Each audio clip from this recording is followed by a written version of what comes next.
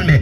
Tazama mtumishi wako Baba anaenda kuyanena maneno yako. Roho Mtakatifu ukamtumie kwa viwango visivyo vya kawaida Baba, akanene maneno yako yenye baraka, maneno yako ya kufungua, maneno yako ya kuponya.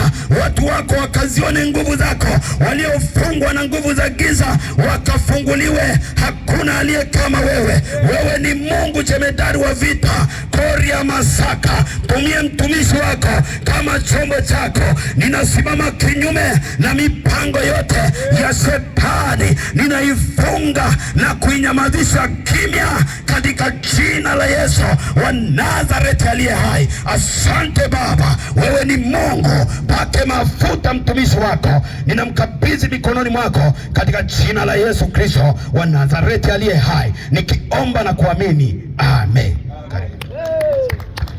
Jina la Bwana libarikiwe. Makanya, jina la Bwana libarikiwe. Tunamshukuru Mungu. Kwanza nipende kumshukuru Mungu kwa ajili ya nafasi ya pekee ambayo Mungu ametupa katika siku hizi karibu 7 kama sikosei. Tumeanza tangu Jumatatu, mtumishi wa Mungu Mchungaji Yusufu amekuwa akihubiri hapa na mimi nikampokea siku ile ya Alhamisi, na tumemwona Mungu akiokoa na kuponya kwa namna ya kipekee. Fundi mitambo imekaa vizuri hapo, vizuri kabisa. Tunashukuru pia kwa ajili ya wananchi wa mahali hapa. Kwanza kabla yote nimshukuru mchungaji wetu mwenyeji, baraza la wazee na wachungaji mbalimbali ambao wamekuwepo baraka katika mkutano huu. Lakini ni washukuru kanisa la mahali hapa na wale wengine wa makanisa mengine ambao wamehudhuria. Lakini sambamba na hilo pia ni washukuru wananchi wa mahali hapa Makanya kwa ajili ya kusikiliza ujumbe kwa utulivu, na wale ambao wameamua kubadilika kumpa Yesu maisha yao. Mungu wa mbinguni awabariki na waachia baraka nyingi, na mikutano hii itaendelea na moto utaendelea kuwaka. Watu watafunguliwa, hakuna uchawi tena, hakuna tunguli tena. Tunataka baraka juu ya kizazi kinachofuata. Watu wajenge majumba, watu wanunue magari, watu wafanye biashara na wafanikiwe, kwa sababu injili inapoingia mahali baraka zitafuambatana na watu wao. Jina la Bwana libarikiwe sana. Jina la Bwana libarikiwe sana. Leo nina ujumbe mfupi alafu nitaenda kuomba baraka, lakini huu ujumbe ni wa muhimu kwa sababu ni Bwana ameniambia ni useme. Unasema kwamba ingia kwenye safina upone. Ingia kwenye safina upone. Maana yake ingia kwa Yesu upone. Kwa nini nimezungumza ingia kwenye safina upone? Ni kwa sababu dunia inaenda kuangamizwa. Dunia hii unayoiona inaenda kuangamizwa.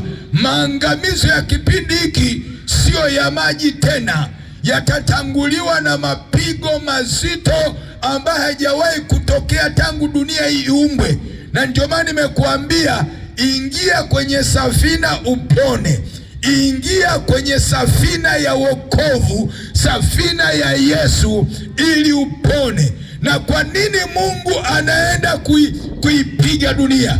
Ni kwa sababu ya dhambi na maovu na mambo yanayotendeka makubwa, machukizo. Mungu ametuma mitume na manabii, ametuma watumishi mbalimbali, wanadamu hawasikii. Kwa hiyo anachoenda kukifanya sasa hivi ni kuipiga dunia.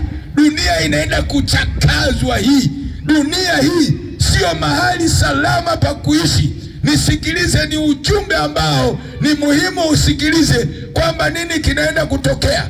Kama unavyojua, tangu tumeanza zama za wazazi wetu hakukuwa na shida na magonjwa na matatizo yanayotoka sasa hivi, lakini kwa sababu ya dhambi, kwa sababu watu ni jeuri, watu hawataki kutubu, wanaingia kwenye nyumba za ibada ni wachawi, wanaingia kwenye makanisa ni wachawi, wanafanya uzinzi, wanaingia kwenye madhabahu ni wachawi, wanafanya maovu, wanajificha humo kwenye nyumba za ibada, lakini hawataki kuacha maovu. Kwa hiyo Mungu sasa ametutuma sisi, mmoja wapo mimi George na wengine wengi, watakuja kuonya juu ya dunia hii, kama ilivyokuwa zama za Nuhu. wakati ule Mungu aliposema na Nuhu, na ndipo anaposema na sisi sasa kwamba anaenda kufanya nini. Wakati ule Mungu alimwambia Nuhu, mwisho wa wenye mwili wote wamekaribia. Nuhu, waonye watu hao kwamba ninaenda kuangamiza. Watu wakawa wanamcheka Nuhu. Kama sasa hivi unacheka wewe, unasema nini George, utaenda kuangamiza dunia hii? Kwani Mungu hana huruma? Sikiliza, hakuona huruma juu ya ulimwengu wa kwanza, na ndivyo sasa hivi anavyoenda kupiga dunia hii. Tukisoma maandiko, Biblia iko wazi, hii inaeleza mambo yote yanaenda kutokea. Watulize wale watoto wanacheza pale, ni watumishi wa Mungu, wasiondoe usikivu. Mwanzo 6 mstari wa 5 hadi 13 nitakuwa ninaba. Tuangalie ulimwengu wa kwanza ulivyoangamizwa. Mwanzo 6 mstari wa 5 hadi 13, afu nitasoma mstari wa 17. Bwana akaona ya kuwa maovu ya wanadamu ni makubwa duniani, na kwamba kila kusudi analowaza moyoni mwake ni baya tu siku zote. Mwanadamu huyu, kila kusudi analowaza ni baya siku zote. Bwana akagairi, yani Mungu anaenda kugairi, kwa kuwa amemfanya mwanadamu duniani, akahuzunika moyo. Bwana akasema, nitamfutilia mwanadamu na mnyama na kitambaacho na ndege wa angani, kwa maana na gairi ya kwamba nimemfanya. Lakini Nuhu akapata neema machoni pa Bwana. 11 hadi 13. Dunia ikaharibika mbele zake, mbele za Mungu.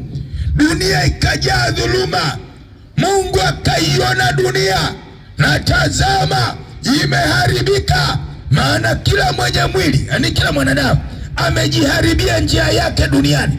Mungu akamwambia Nuhu, mwisho wa kila mwenye mwili umekuja mbele zangu, kwa sababu ameijaza dunia dhuluma, basi nitawaharibu pamoja na dunia. 17. Na tazama, nitaleta gharika ya maji juu ya nchi, nitaharibu kila kitu chenye mwili na pumzi ya uhai kisiwepo chini ya mbingu, kila kilichoko duniani kitakufa. Haya ni maneno ambayo Mungu alikuwa anamwambia Nuhu. Ulimwengu wa kwanza, dunia ya kwanza. Kwanza tuone kusudi la mwanadamu kuumbwa duniani.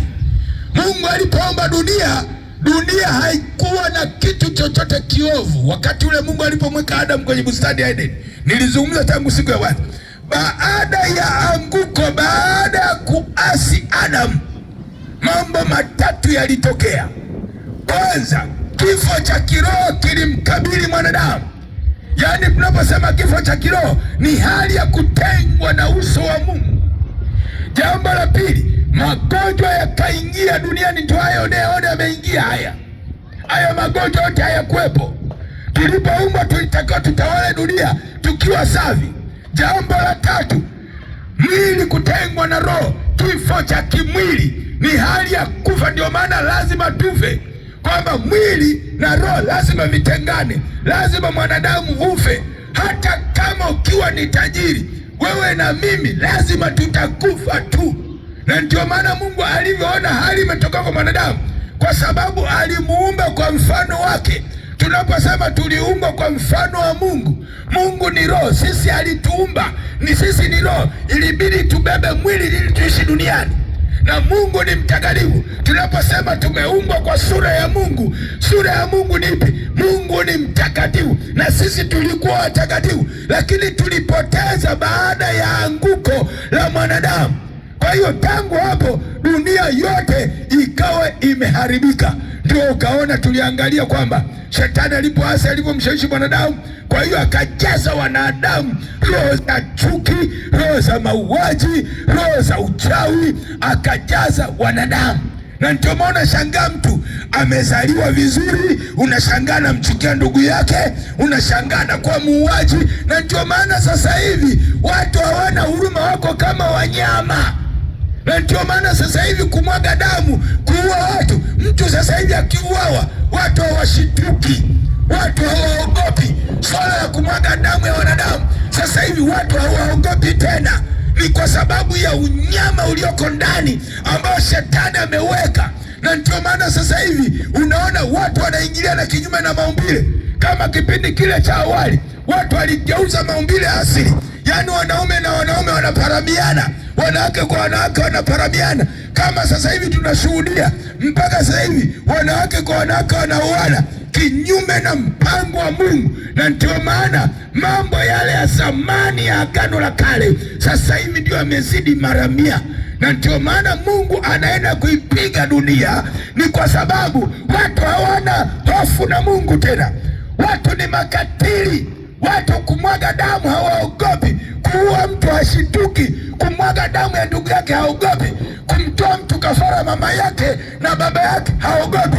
Ni kwa sababu ya ukatili ulioko ndani ambao shetani ameweka. Sasa Mungu anaenda kugairi. Sasa wakati haya mambo yalifanyika Agano la Kale, Mungu akaona hapana, nilimuumba mwanadamu kwa makusudi mema. Akaongea na Nuhu, na ndio maana anaongea na sisi leo. Na ndio maana tunakutahadharisha kwamba Mungu anaenda kuipiga dunia. Ukatae ukubali, ndio uhalisi wake. Biblia yote imesema hii. Sasa hataleta maji, analeta moto.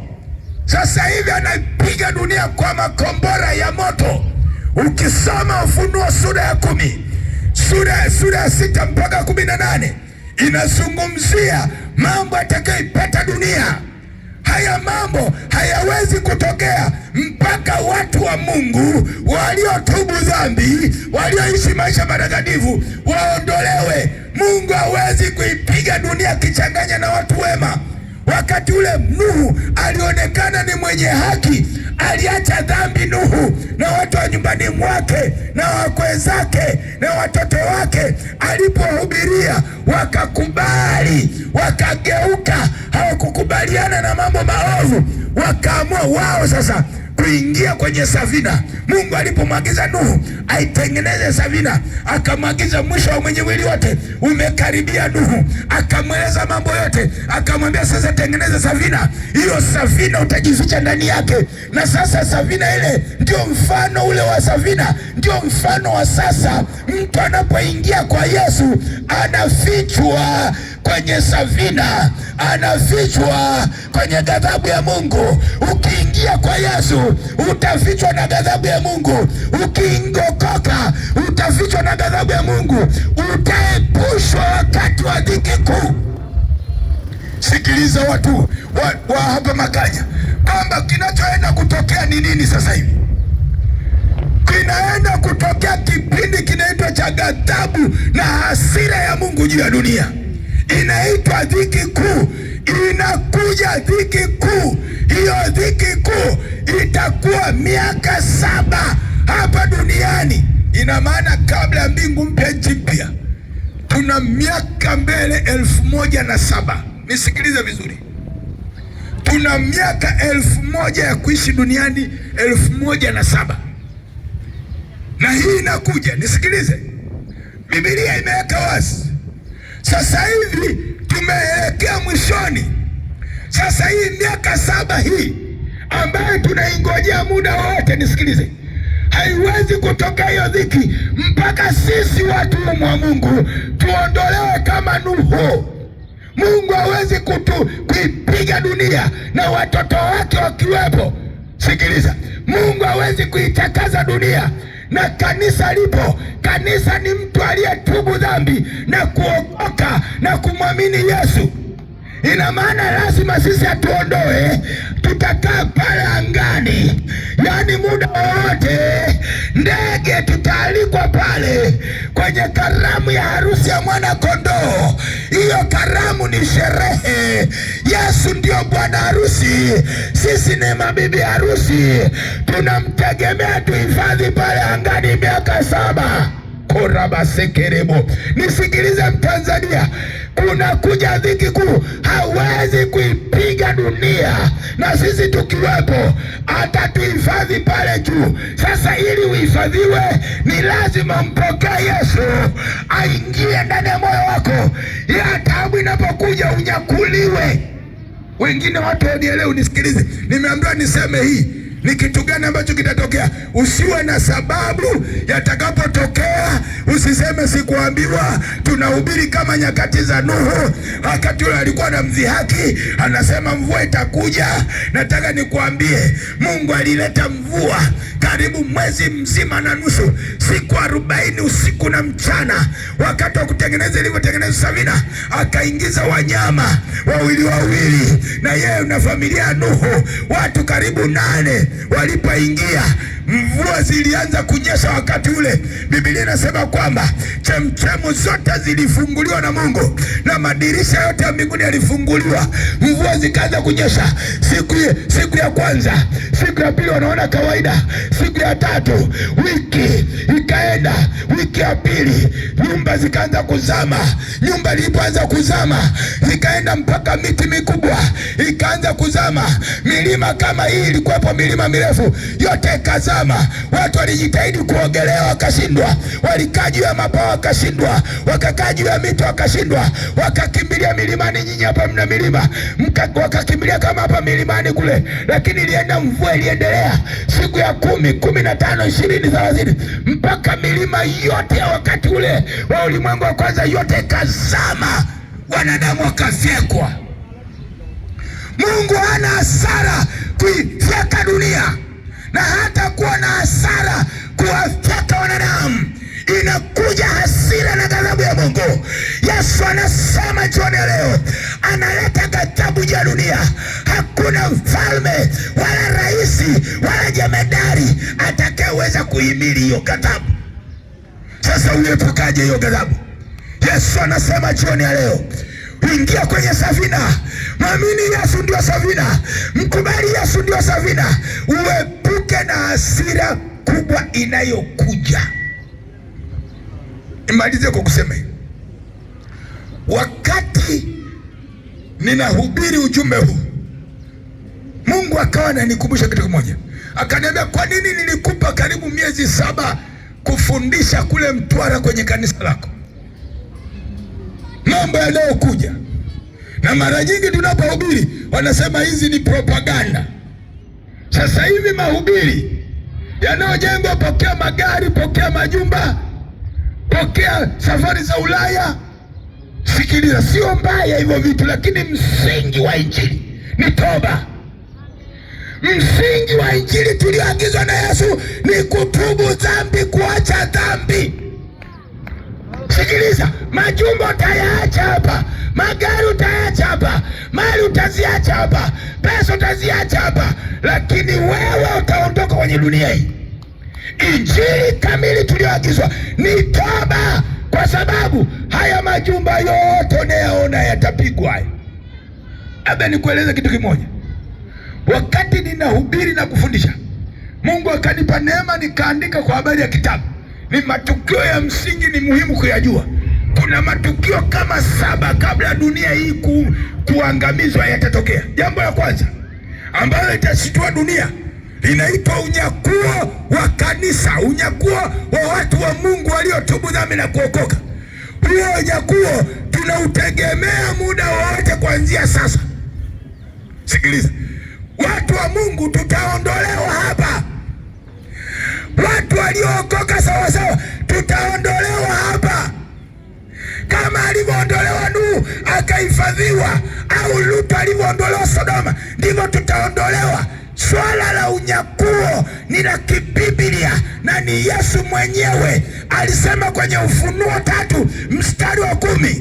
Anasema, kwa sababu umelishika neno la subira yangu, nami nitakuondoa katika saa ya kuharibiwa iliyo tayari kuujilia ulimwengu wote. Hayo ni maneno ambayo Yesu ameyasema, atatuondoa. Tumelishika neno lake la subira yake, tumemshika Yesu, atatuondoa kwenye ghadhabu inayokuja kwenye dunia hii. Yesu amesema, hakuna mjadala. Na ndio maana ametualika kwenye karamu ya harusi ya mwanakondoo. Ukisoma Ufunuo sura ya 19 inazungumza anazungumza, Yesu anaalika kwa habari ya ile karamu, harusi ya mwana kondoo, harusi ya mwana kondoo. Yesu ndio bwana harusi. Nisikilize, na Yesu akazungumza kwenye Mathayo 25 mstari wa 1 hadi 13, anazungumza ule mfano wa watu tulialikwa kwenye karamu ya harusi ya mwana kondoo. Nisikilizeni watu wa Makanya, tumealikwa kwenye harusi hiyo. Kuna watano ni wapumbavu, hawajali kwamba kuna bwana harusi atakuja na mlango utafungwa. Hawa ni watu ambao wanaingia kanisani, wanaendelea na uchafu, wanaingia kwenye nyumba za ibada, wanaendelea na mambo yao, na wengine hawajali kwa habari ya kujazwa Roho Mtakatifu. Ni Wakristo hawamtaki Roho. Nisikilize wewe, Bwana anasema na wewe, ni hasara kubwa unaingia kanisani alafu utabaki. Nisikilize, kuokoka ni hatua ya kwanza. Kuishi maisha matakatifu ni muhimu sana, na ujazo Roho. Yesu aliutoa mfano huu wa wanawali 10. Ni sawa watu ambao wanaabudu lakini hawaishi maisha ya haki, wanaabudu hawajali mambo ya kiroho. Sasa bwana harusi atakapokuja, hawa watano wapumbavu wataachwa. Kuingia kanisani haikupi tiketi ya kwenda mbinguni. Maisha matakatifu yaliyojaa Roho Mtakatifu. Wewe hata kama ni Mkristo umeenda kanisani leo, nataka nikuambie, kama unaishi maisha ya dhambi, wakati wa kuja Yesu utabakia. Lakini una nafasi jioni ya leo, umpokee Yesu awe Bwana na Mwokozi wako. Sikiliza haya maneno, utakuja ukiyakumbuka. Unajua watu gani watakaoachwa? Ni watu ambao wanajiita Wakristo lakini wanachanganya kwa shetani kwa Mungu, kwa shetani kwa Mungu. Wanaabudu uchawi upo, wanaabudu ulevi upo. Hawa watu watabaki, wataachwa. Sikilizeni, wakati wa Nuhu ndio kama wakati huu ambao Bwana ametutuma. Kuna ghadhabu na hasira ya Mungu juu ya dunia. Hiyo miaka 7 itakuwa ni ya mateso. Sikia Tanzania, inakuja miaka 7 ya mateso ya utawala wa shetani. Hiyo miaka 7 baada ya kuondolewa, shetani atatawala dunia. Na ndio maana sasa hivi anaandaa utaratibu wa kuwatawala wanadamu, na ndio maana kila kitu anakiingiza taratibu, anaandaa maandalizi. Na ndio maana unaona sasa hivi swala la kuua, swala la kuteka na kumwaga damu ni kitu cha kawaida. Wakati wa utawala wa shetani, swala la kuua na kuchinjwa ni kitu cha kawaida. Na ndio maana sasa hivi hata mtu akichukuliwa, akiuawa, watu washtuki, wanazoea mauti, wanazoea mauaji.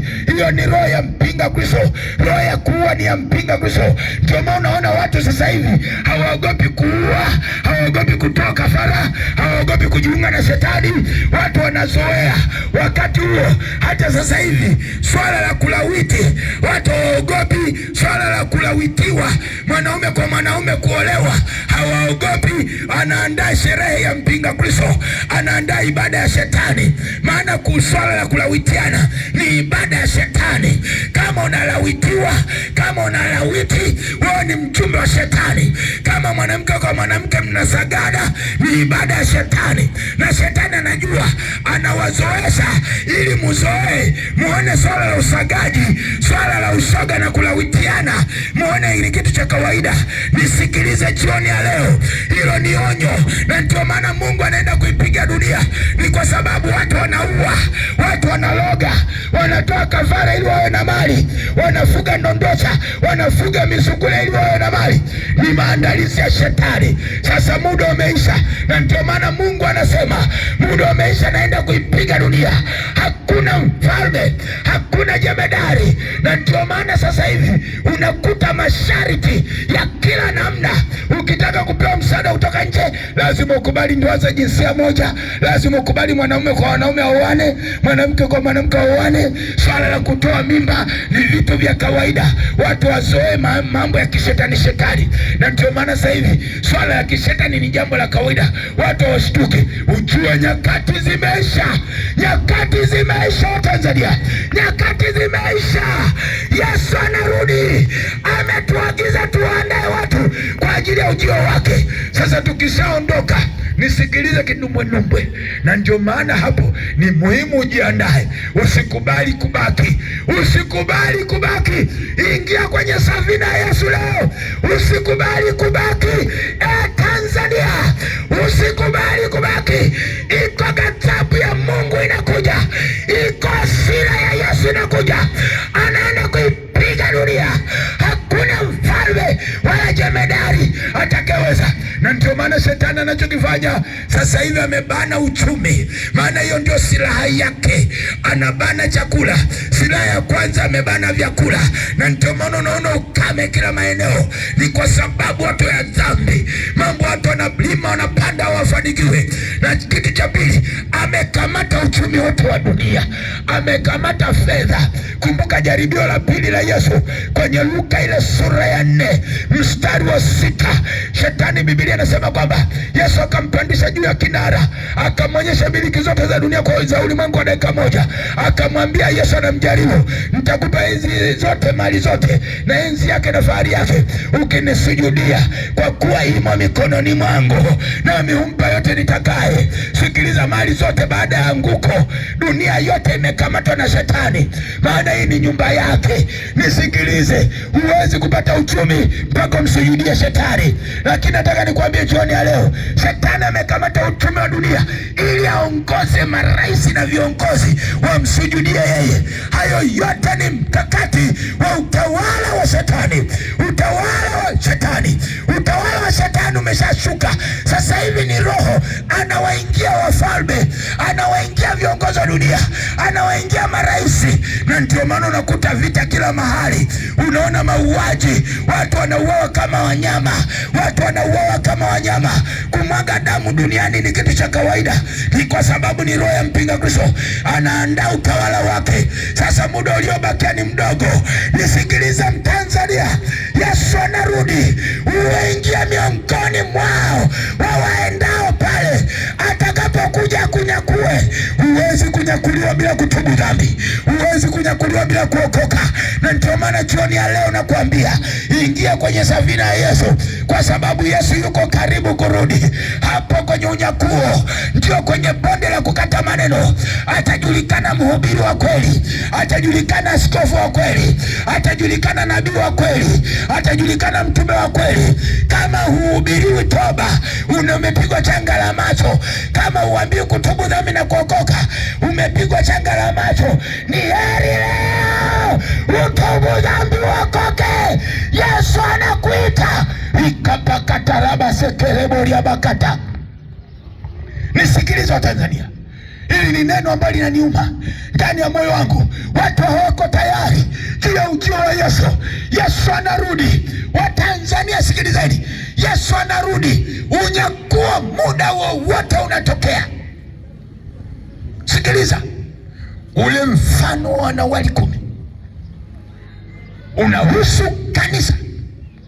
Watu walioko makanisani wanaabudu, lakini wengine hawajali mambo ya kiroho. Wameshika dunia, wanafanya uzinzi, wanaingia madhabahuni. Yamkini wengi wanajiita watumishi, lakini wanazini na mabinti zao, wanazini na waumini zao, wanafanya vitu vya ajabu. Wengine ni washirikina na wachawi, wanatumia tunguli. Wakati wa unyakuo ndio bonde la kukata maneno. Atajulikana mtu wa Mungu wa kweli. Una nafasi ya kutubu jioni ya leo, una nafasi ya kutengeneza jioni ya leo. Usiwe Mkristo feki, usiwe Mkristo bandia. Mwambie jirani yako, usiwe Mkristo feki, usiwe Mkristo bandia. Mwambie okoka kweli kweli, acha usanii, amua kuingia kwenye safina. Sikiliza Mtanzania, kama kiongozi wako, nini kinaenda kutokea? Una hatari kubwa. Jioni ya leo ninapomalizia, nisikilize. Yesu baada ya miaka 7 tutarudi naye, na malaika ataonekana waziwazi. Ujio wa kwanza hataonekana na dunia, itakuwa ni siri. Na yeye amesema kwenye Luka 17 mstari wa 24 hadi 34 pale, anasema watu wawili walikuwa wamelala pamoja, akasema kurudi kwake, akasema itakuwa kama siku za Nuhu. Itakuwa kama siku za Nuhu kabla ya gharika. Watu watakuwa wakioa na kuolewa, wakilima na kupanda, wakijenga na kufanya shughuli zao. Yaani kurudi kwa Yesu hata tukuta tunaendelea na kazi zetu. Sio kwamba dunia itaingia kwenye dhiki kabisa hivi, hakuna hicho. Tutakutwa tunaendelea na kazi zetu.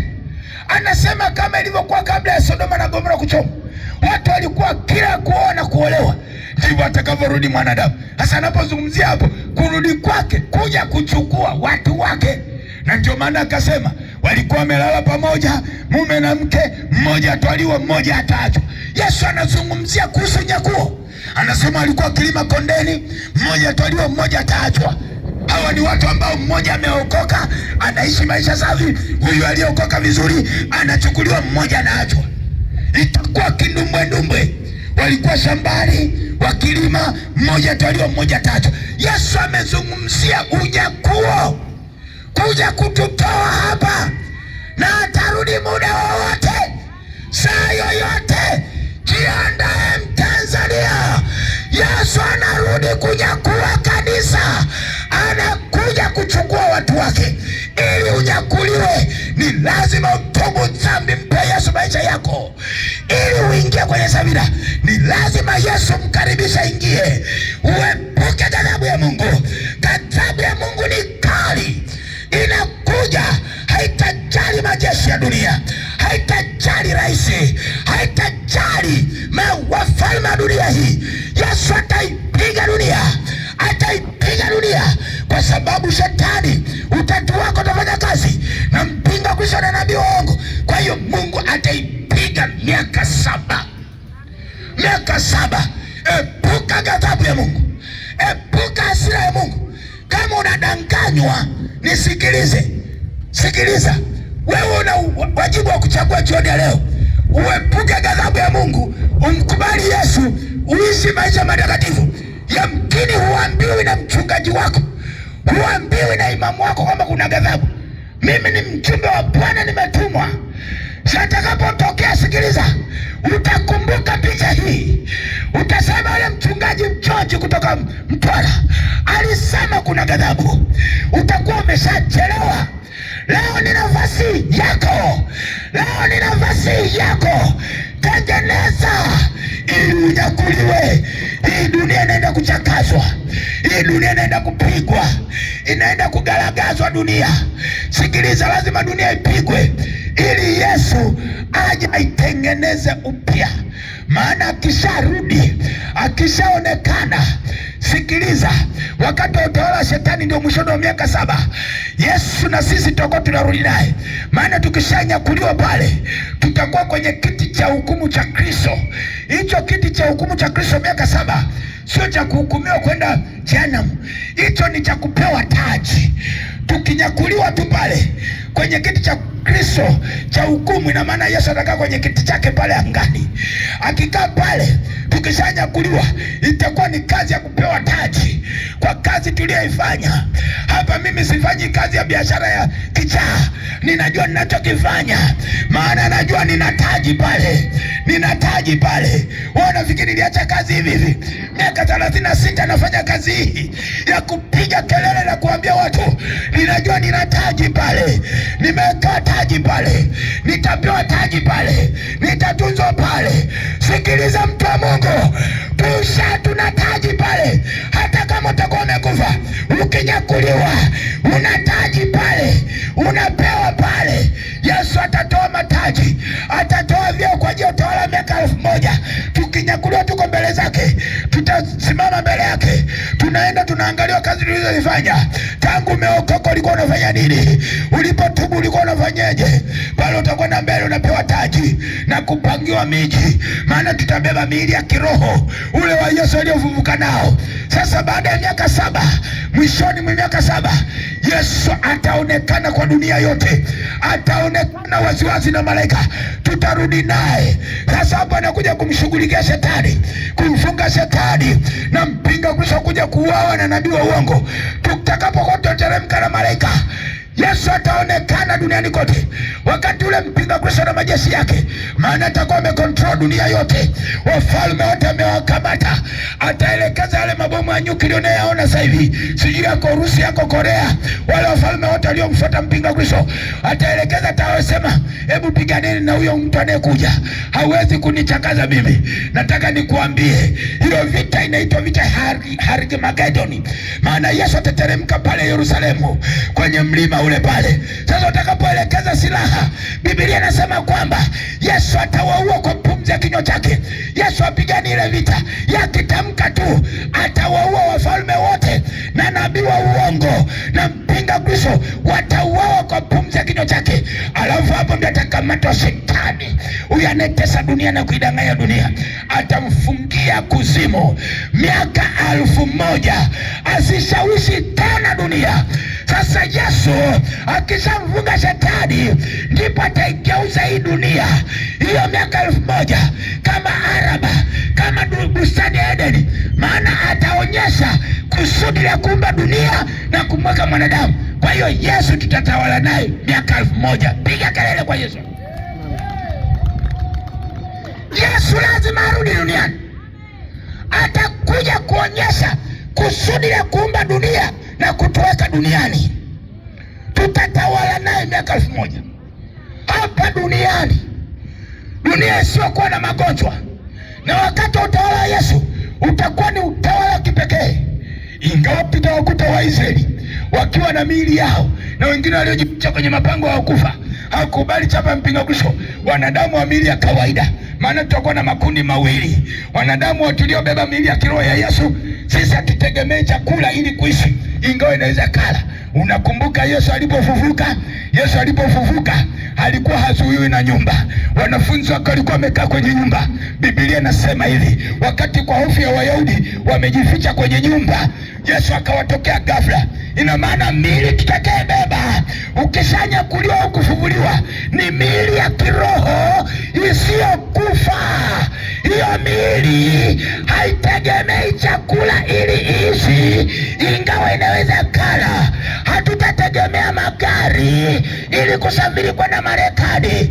Mimi nikifumba macho tu nimebeba mwili wa utukufu wa Yesu, nikisema nataka kwenda Canada. Utawala wa Yesu ni wa ajabu, utakuwa kimiujiza, utawala wa kiroho hapa duniani. Ataonyesha uweza wake na kusudi ya kutumba. Nitakuwa nimebeba mwili wake kama Yesu. Kwa hiyo nikitaka kwenda Marekani, nikifumba macho tu nimeyeyuka, na ndio mwili wa utukufu. Usikose mwili wa utukufu, usikose mwili wa utukufu.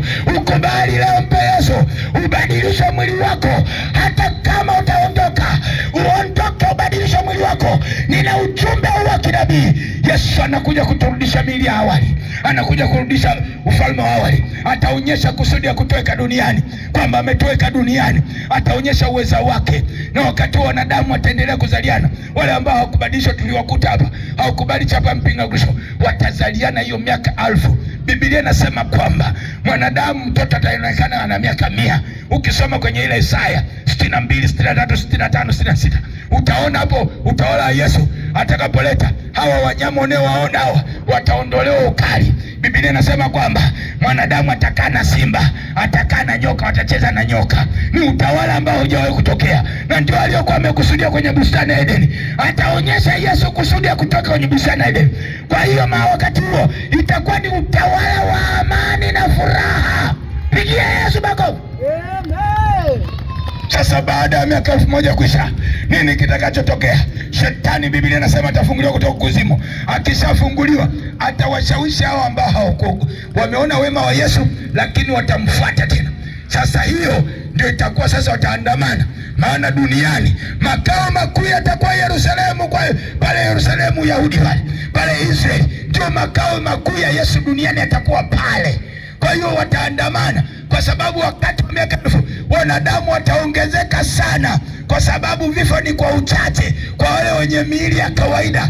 Kwa hiyo watazaliana sana, watu watazaliana kwa sababu hakuna magonjwa. Watu watakuwa na zaki na mama bila uchungu. Soma Biblia yako vizuri, mimi nakupa shule ya Biblia hii. Haya yote yako kwenye Biblia. Wakizaliana watakuwa wengi, pamoja na wema wa Yesu. Akitoka shetani, ile nguvu yake itawaingia hawa wenye miili ya kawaida.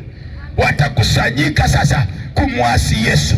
Hao ndio wanaitwa mataifa mbalimbali, ndio inaitwa Gogu wa Magogu. Ni mkusanyiko wa mataifa, wataiandamia Yerusalemu, Israeli, kwenda kumpindua Yesu. Biblia inasema kwamba moto utashuka kutoka mbinguni, utawalamba wote waliomfuata, watauawa wote waliomfuata shetani. Ndipo hapo sasa hukumu inaitwa ya mwisho, hukumu ya ulimwengu ya mwisho, hukumu ya wanadamu wote. Kumbuka wakati huo wenye dhambi, wakati huo tumenyakuliwa, wenye dhambi watakuwa. Kwa hiyo watafufuliwa kuanzia Adamu mpaka kanisa linanyakuliwa. Sikiliza, kuna hukumu za aina tatu na kueleza vizuri ili uelewe. Kutoka Adamu mpaka Musa kinaitwa kipindi cha dhamiri. Wakati huo watu watahukumiwa kwa dhamiri zao. Walijua kutenda mema, hawakutenda, watahukumiwa kwa dhamiri zao. Kutoka Musa mpaka Yesu kinaitwa kipindi cha sheria. Watu watahukumiwa kwa kutozifuata sheria za Musa. Kutoka Yesu anazaliwa mpaka kanisa linanyakuliwa kinaitwa kipindi cha neema. Watu ambao hawakumwamini Yesu tangu amezaliwa, nataka nikwambia, watahukumiwa kwa kutomwamini Yesu. Sasa kuna watu bahati mbaya sasa hivi wanatenda mema, wanaishi kwa dhamiri zao, wanajitahidi kutenda mema, wakifikiria wataingia mbinguni, wataepuka ghadhabu ya Mungu. Sikiliza, na wengine wanashika sheria za Musa. Nisikilize, utakwepa tangu Yesu amezaliwa. Kama hujamwamini, utahukumiwa kwa kutokumwamini Yesu. Hata kama unatenda mema, hata kama unashika sheria za Musa, haitakusaidia. Nisikilize, kama hujamwamini Yesu kipindi hiki, tangu Yesu amezaliwa, hicho kinaitwa kipindi cha neema. Watu watahukumiwa kwa kutomwamini Yesu. Sasa baada hapo ndio inaitwa kondoo na mbuzi. Wale wote waliotenda mabaya tangu Agano la Kale huko, maana Agano la Kale walikuwepo akina Henoko, waliishi kwa dhamiri zao, waliishi vizuri kabisa. Akina Ibrahimu wakati Yesu hajazaliwa waliishi kwa dhamiri zao, walitenda mema, waliishi maisha ya haki ya kumpendeza Mungu. Inafika kipindi cha sheria ya Musa, waliishi kwa sheria za Musa. Sasa baada ya Musa, Yesu anazaliwa, unataka uishi kwenye neema ya kumwamini Yesu. Kwa hiyo kuishi kwa dhamiri, kutenda mema haikusaidii. Kuishi kwa kushika sheria za Musa haitakusaidia. Kitakachokupeleka motoni wewe ni kutokumwamini Yesu kuwa Bwana na Mwokozi. Na ndio maana nimekuletea taarifa hii, uhukumiwe kwa halali. Baada ya hapo ndio kondoo na mbuzi, mkono wa kushoto, mkono wa kulia. Wale waliotenda mema kipindi cha Ibrahimu na Musa mbinguni tunaungana na. Baada ya hapo hukumu. Hii dunia sasa yote itakunjwa kama karatasi. Isaya nabii aliona hii dunia yote itakunjwa kama karatasi na kutupwa motoni. Hapo ndio mwisho wa dunia hii. Baada ya kukunjwa kama karatasi, ndio sasa Mungu aliye hai atateremsha mbingu mpya, nchi mpya. Hapo ndio tunakaa milele na milele, dumu daima, tunaishi humo. Tunaishi na Mungu wetu, Mungu Baba, Mungu Mwana na Roho Mtakatifu na malaika. Hapo ndio mwisho wa historia ya dunia yote. Jioni ya leo usikose haya. Kuna miaka 7 ya dhiki, muda wote itatokea. Kwa nini uingie kwenye dhiki kuu? Lakini nitoe ili onyo la mwisho kwako wewe. Sasa nisikilize, kama utabaki kwa bahati mbaya, mwambie jirani yako mwambie jirani yako Kama utabaki kwa bahati mbaya, sikiliza mhubiri na shauri. Kama utabaki kwa bahati mbaya, sikiliza, sema Usikubali kuuza umilele kwa ajili ya chakula cha miaka 7. Amen. Sikia Tanzania, usikubali kuuza umilele wako kwa ajili ya kula chakula wakati wa utawala wa Shetani, yani utatu wake mpinga Kristo na nabii wa uongo. Sikiliza hili neno, napiga chapa ya moto wa Roho Mtakatifu. Kama utabaki, afadhali uchinjwe, afadhali uwawe. Usikubali kutoa umilele wako kwa ajili ya chakula na kuishi, maana dunia itaitawala yeye. Sikiliza, nasema hivi, kama utabaki, sisi tumeondoka. Usikubali kuuza umilele, afadhali uchinjwe, maana mpinga Kristo atachinja wengi. Ukisoma ile Ufunuo sura ya 7 mstari kuanzia ule wa 9 hadi 13, Yohana alionyeshwa kundi la mataifa mbalimbali. Anaulizwa na malaika, unajua watu hao wanatoka wapi? Sikilizeni, hawa ni watu ambao watakayebaki. Ukumbuke nusu ya wakanisa wanaingia kanisani wazembe. Wako watu wa madhehebu mbalimbali ya Kikristo sasa hivi wanakataa kuokoka, lakini wakati wa dhiki kuu watachinjwa wengi. Hata Waislamu wengi wataokoka, hawatamkubali mpinga Kristo. Sikiliza, hawatakubali, na hili ndio ninalokuambia, ni neno la kinabii. Sasa Yohana anaulizwa, watu hao wanatoka wapi hawa? Akasema, sijui Bwana, wewe ndio unajua. Anasema, watu hawa ndio wanaotoka kwenye hiyo dhiki kuu, wameyafua mavazi yao kwa damu ya mwana kondoo. Sasa kwa nini ubaki uchinjwe? Kwa nini wao usiokoka sasa hivi unyakuliwe? Sasa kama utabaki, ujumbe huu ukae ndani ya mioyo yako. Useme, yule mhubiri aliniambia nisikubali kupokea chapa namba 66 ya mpinga Kristo, afadhali uchinjwe. Ukichinjwa wewe moja kwa moja unaungana huko, na ndio maana Yohana aliwaona hao watu. Sikiliza, ukiuawa afadhali, maana unaingia mbinguni. Hawa ndio wanaitwa wafia dini, wafia imani. Unakataa sasa hivi Injili, wakati huo utamkubali Yesu we mwenyewe, maana utajua huyu ni Shetani. Na ndio maana usingoje kipindi hicho, ni kipindi cha mateso makali. Jioni ya leo na kushauri uokoke, ili Yesu anapokuja akunyakue. Usikubali kubaki duniani. Yesu anarudi kunyakua kanisa. Simama juu wakati nyimbo nakuja. Nataka niombe leo ili mtu asibaki hapa. Njoo upande huku wakati wimbo unapigwa pale taratibu. Ninapomalizia, ni ujumbe ambao Mungu ameniambia niseme kila ninakokwenda na kueleza